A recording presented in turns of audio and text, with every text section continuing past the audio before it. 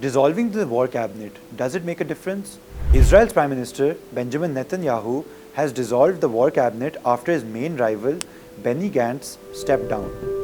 The 6-member war cabinet will be replaced by a smaller kitchen cabinet that Netanyahu can consult for advice on the war in Gaza. Netanyahu faced pressure from far-right ministers who wanted to join the war cabinet, which could have shifted Israel politics even further to the right. The war cabinet was formed on October 11th after Israel declared war on Gaza in response to a Hamas attack on October 7th. It was a smaller group within the larger security cabinet, which is part of the wider coalition cabinet. The war cabinet included Prime Minister Netanyahu, his main rival Benny Gantz, Defense Minister Yoav Gallant, and 3 observers, Ministers Aryeh Deri, Gadi Eisenkot, and Ron Dermer. The purpose of the war cabinet was to make quick decisions about the war, which would then be approved by the larger cabinet. Not always. Disagreements and feuds were said to be rife within the smaller body. On June 9th, Gantz and observer Eisenkot, both from the National Unity Party, quit the war cabinet due to a lack of plan for Gaza beyond the current assault.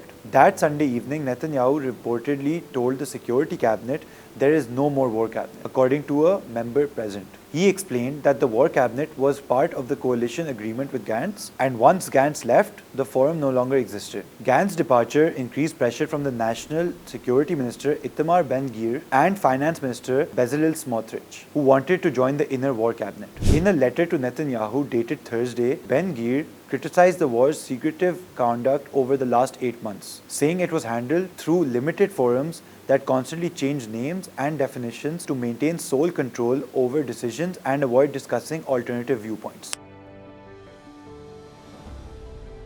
Ben-Gvir and Smotrich represent an ultra-orthodox, hard-right group in Israel's increasingly right-leaning politics. They are closely tied to the settler movement, which aims to build on land considered Palestinian under international law.